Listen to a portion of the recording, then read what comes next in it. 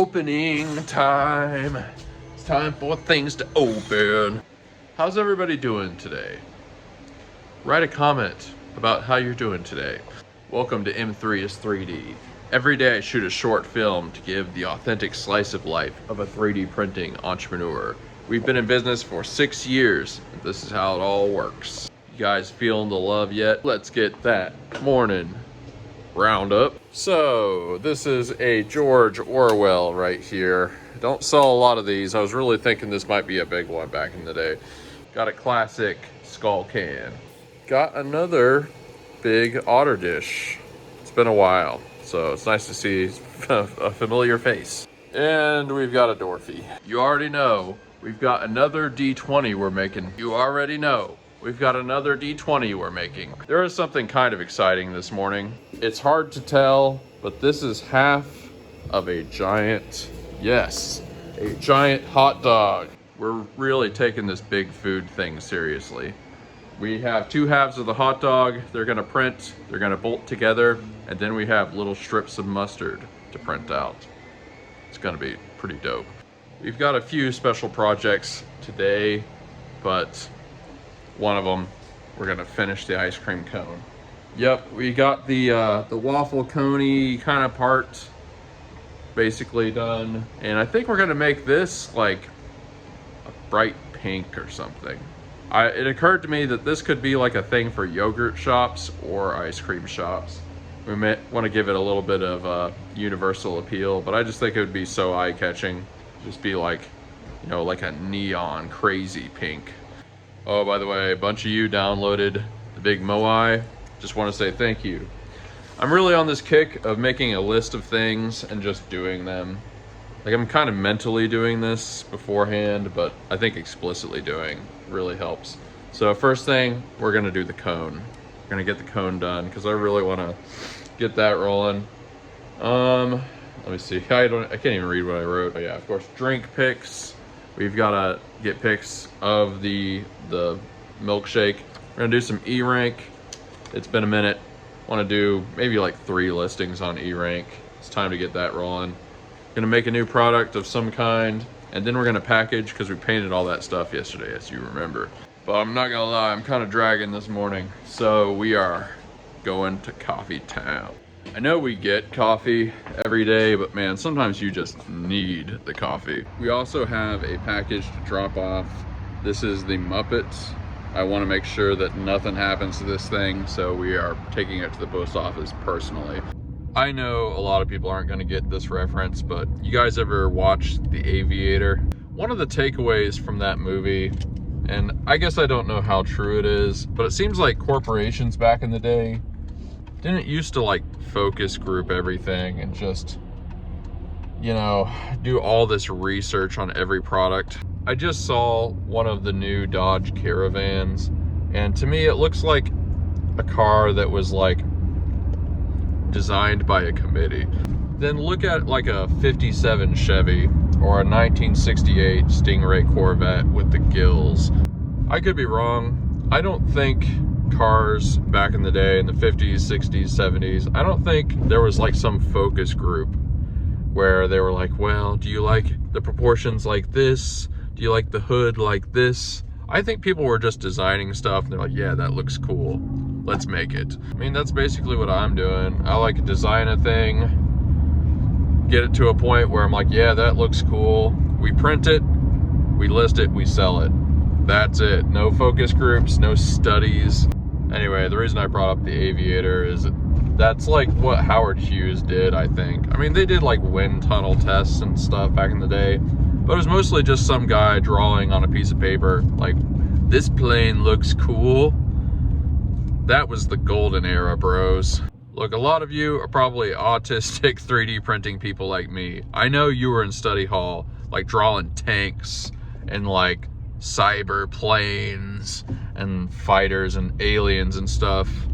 Basically, that used to be a profession. We don't realize how much we lost. Like doodling in study hall, drawing crazy contraptions, that was a job. That was a job back in the day. There were guys in World War II that were just drawing cool looking fighter planes. Somebody looks at it and they're like, okay, we're gonna make that. That's it. That was a job back in the day. There was a guy just drawing cool looking sports cars, and then his boss comes over and he's like, yep, we're gonna make that one. Simple. Only thing I'm about to draw is this coffee. You gotta live like you're on vacation. I've kind of been cherry picking through Kiss's discography, and I've determined I'm never gonna be like a real Kiss fan, but they do kind of have some gems. I feel like there's a realization you have to have with the band Kiss where it's almost like the whole thing was a joke that got way out of hand. It reminds me a lot, I mean, I'm trying not to just be projecting myself onto literally everything I experience, but it does remind me a lot of a product that you launch and you have zero expectations for, and then that becomes your entire business. Like, that's the band Kiss. I think the band Kiss starts making sense when you sort of appreciate the dilemma they were in. They're just like, let's just put on crazy makeup and do some stuff and see what happens. And then that blows up and they're like the third biggest band ever in terms of album sales. So when you listen to Kiss, you just have to realize this had no business existing. It's like, this is pretty good for something that was almost a joke. Yep, we're going to the thrift store. Might not be very much here today. It's a little past Christmas, but mandolin themed Christmas. I like it. The ultimate abomination of the day. 2 Dances with Wolves soundtracks. I'm not gonna buy either. This is pretty cool. A Christmas album that has a Keith Haring image on it. Keith Haring is one of my favorite artists, but this album probably sucks. Now this is interesting. A big old chest freezer. It's only 60 bucks too. See, one thing you can do with chest freezers like this is you can paint the little details to make them look better. A chest freezer like this you can probably resell for about 200 bucks. However, it's too big for me to move, and I don't really flip things anymore, but that's a good tip for some of you out there. Holy crap, that's a Ninja for 30 bucks. It's a real shame I'm getting out of recycling because that's a nice print, a nice blender. That is violently Louisiana-ish.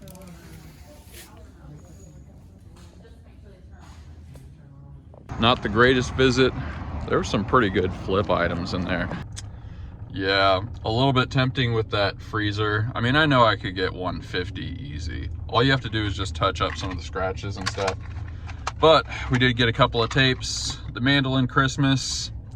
I mean, that just looks sort of 90s and inviting, doesn't it? And yeah, we got Nelson. Those twin brothers. Also, I came pretty close to getting that blender. Not even just to use it this time, but you can sell a Ninja blender like that on Facebook Marketplace for 70 to 80 bucks easy. And think about how much time you're investing, right? You buy it for 30, sell it for 80, and all you have to do is take a couple pictures.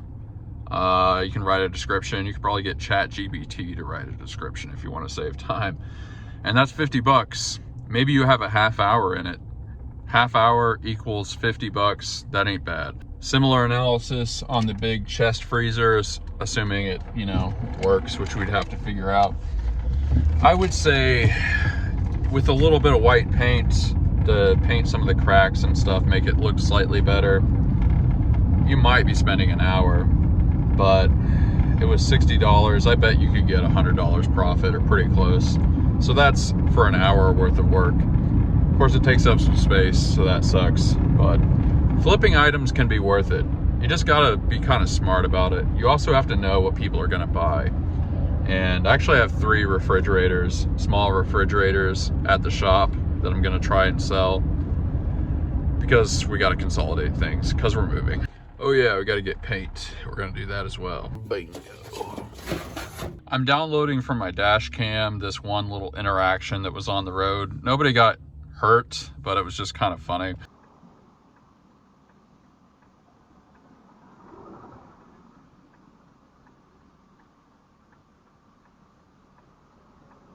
Wow, it's getting complicated over here. It's really fun having a dash cam so I can capture stuff like that. I zoomed in, that's why it looks grainy. If you didn't catch what just happened, a guy was turning into the shared turn lane at the same time another guy was turning out of a shared turn lane. And like, that was a messy process. And then some big truck just pulled in front of both of them. Like, there wasn't an accident or anything, but like, that's how accidents happen, just so you know. Knocked out a new product. I'm going to give you half a second to look at it. Okay, I was just getting the mail. Another fan letter. More stickers. Thank you, Mike D. I am glad that you enjoy the awesome content and inspiration. It means a lot. Here's your shout outs. Logic's DIY. If you guys want to contact him for some business, here, let's just, can't zoom in. Absorb. Absorb, absorb, absorb. We can cross off new product. Let's do cone. Painted the cone. I don't want to reveal it yet because it's looking pretty cool, but we're gonna cross that off. We have drink picks and E-rank, then packaging. We're gonna take pictures of the big drink first because we have to do E-rank to list it, and might as well just do both of those at once. Here goes nothing.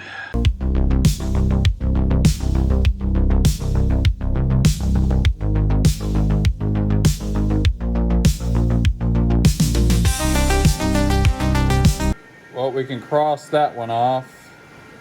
Let's do some E-rank. We've got pictures uploaded. I actually decided to mostly use the same tags as the other drink because it applies almost in the same way. Description that has the tags in it. And there we go.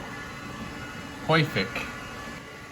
The big food section looking pretty good. A lot of great options here. Now, I'm not sure if any of you guys want it, but I will send this to you if you want. I don't know if you're just really thirsty or what's going on, but if you want a giant cup, first link in the description, I will give it to you. It is very large. As you can see, you saw me hand paint it.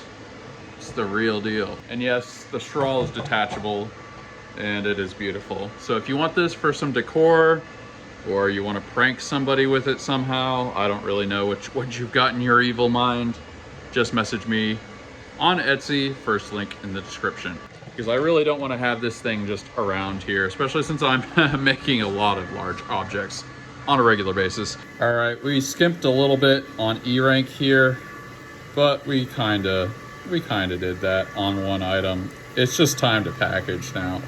Packaging time. This is the translucent D20 bank.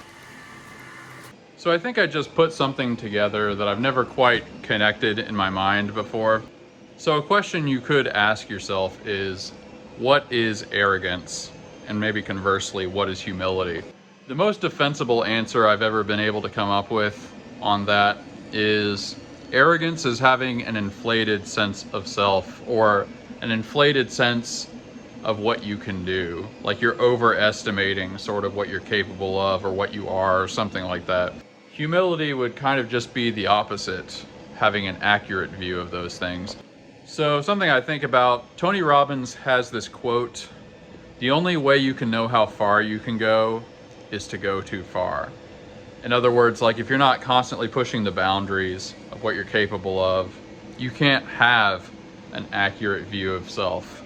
Which kind of makes it sound like you have to be a little bit arrogant. Like clearly, logically speaking, you can't try to do something slightly beyond what you're capable of if you don't think it's possible. In other words, you have to be willing to entertain that you might be more capable than you actually are. But the thing I never put together is that produces humility. In some ways, arrogance and humility like need each other. It's almost like you have to be a little bit arrogant to get corrected, which then gives you a realistic view of yourself. So like, what useful conclusion can you come to from that? I think one answer is that if you want to be truly humble, you kind of need to be trying. You need to be trying consistently to do things that are just slightly beyond your capability. You need to be pushing the boundaries a little bit in whatever you're pursuing. What that means is that you need to be pursuing something. So like, you can also become very arrogant, and maybe most people become arrogant by never doing anything. Like, they just tell themselves, oh, I could do that, or oh, that's not that hard, about all these things that they will never do. So it's kind of like, you got to be in the game. You got to be in the actual arena before you really discover your limitations and your capabilities. So yeah, I don't know. I think it's one of those things that reinforces the idea that growth is necessary for humility. Because like I said, if you're never ever pushing the boundaries, how are you ever gonna know what you really are and what you're really capable of? Time to package the orange Bowie. Dorothy can. I almost wasn't gonna mention this, but I found a way to make this work even better.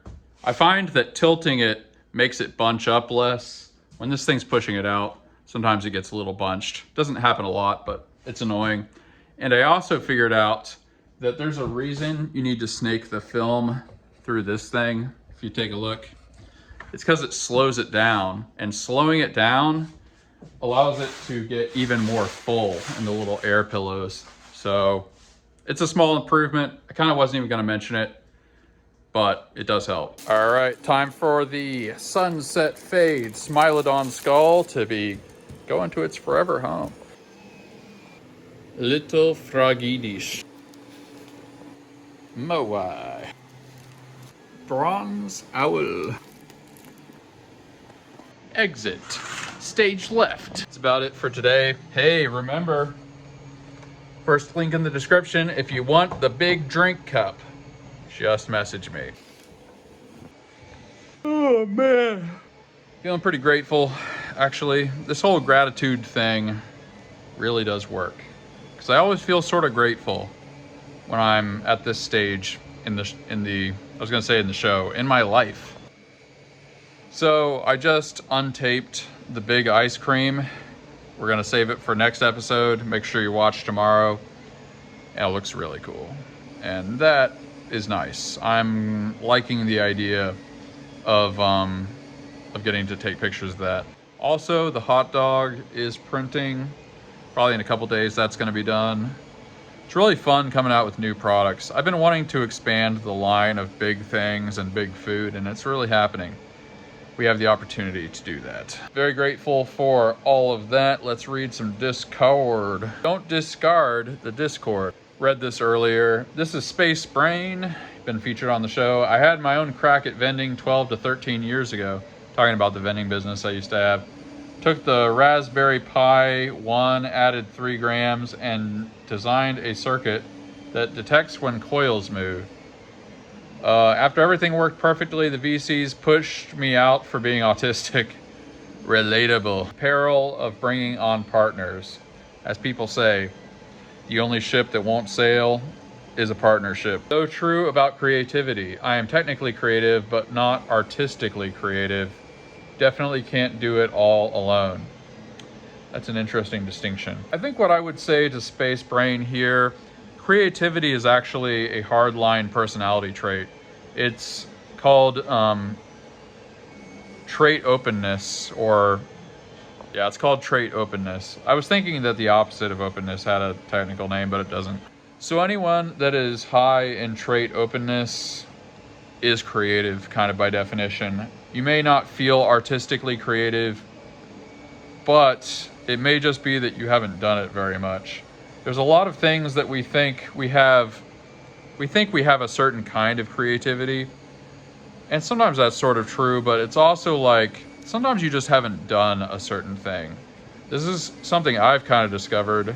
You know, I'm fairly creative when it comes to 3D printing, but I've also written hundreds of songs, and like I kind of discovered early on that you really have to put quite a bit of effort into something sometimes to really discover whether you have potential in it. Sometimes the answer is no, but just worth kind of noting that. Toasty O's says, so awesome to see my sticker. I often forget I am different names to different people.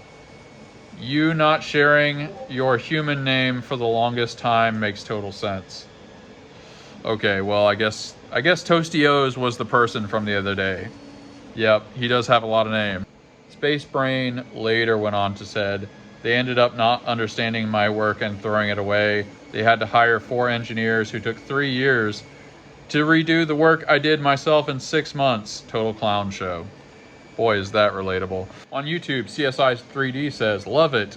Vote for Pedro, many exclamation marks. The last name I can't pronounce. I am grateful for the motivation and creation. Thanks for a space to share that. Bless.